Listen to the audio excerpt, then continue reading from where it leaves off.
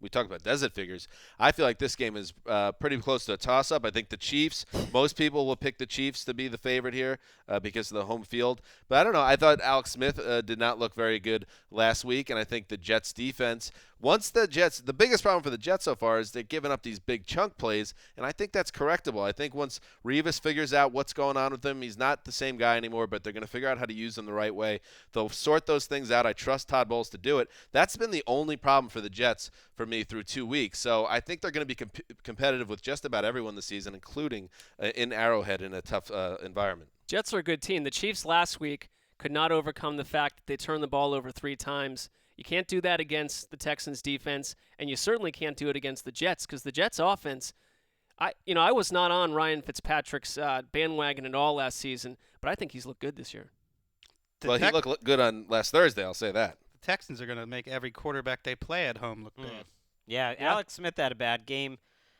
Jets, to me, look like a better team than they were a year ago. Absolutely. I think through 2 weeks they've been one of the best teams in the league, even though they lost the first game. Tough game. I think a tough game that they dominated and should have won. They've looked good, Danny. Don't ever say we don't say something nice about. No, I appreciate that you guys have noticed because they had. I'm still angry that they blew that Week 1 game because they should be 2-0, and this is. And as I said, they have 6 games that are killer games to start the season. Got to get out of it 3-3, and this is a winnable game. I will not be satisfied by them playing the Chiefs tight. I think they're a playoff team, which means go win this game. Your boy Quincy Enunwa. Is he good or what? He's good. What is he, an H-back?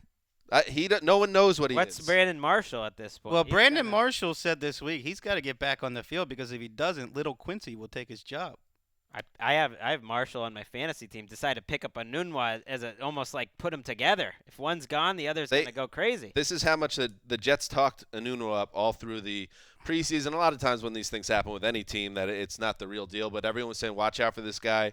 He's going to be a difference maker. They have plays in an offense that includes Matt Forte, Brandon Marshall, and Eric Decker. They have a lot of plays that are built around Quincy Enunwa. That's how much they believe in him and his ability, and he leads the team in receiving through 2 weeks. I'm not sure this Chiefs defense is that tough a matchup right now.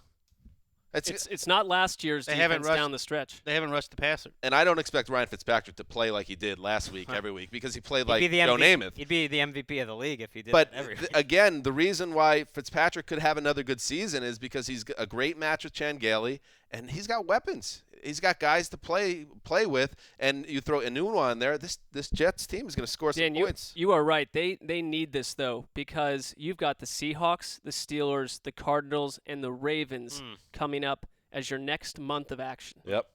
This is a big week. This is a big game for the Jets. Guy to watch in this game or the rest of the year, Tyreek Hill of the Chiefs. This guy might be the next great return man in the NFL. He is fun to watch. Dante Hall-like. We'll have to get Keith Hansis on the phone, too, on Sunday and see what he has to say